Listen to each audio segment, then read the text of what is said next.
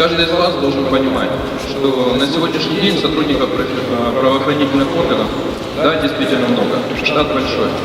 Но каждая структура стремится, чтобы в этом штате были только профессионалы.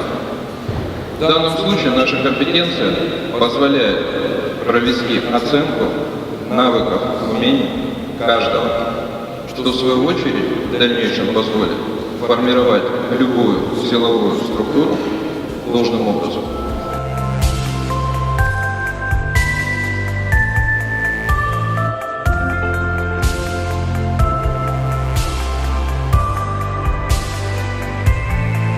Ребята, вы приобретете колоссальный опыт, который не сравним ни с чем. Опыт участия в данном соревновании. И это уже будет указывать о том, что вы претендуете на звание профессионала в своей области.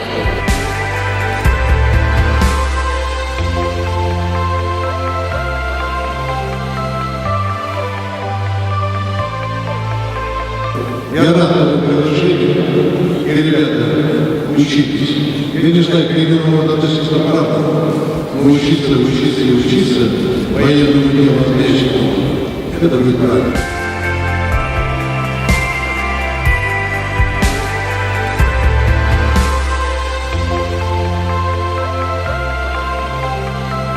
Я желаю вам бескомпромиссной, честной борьбы.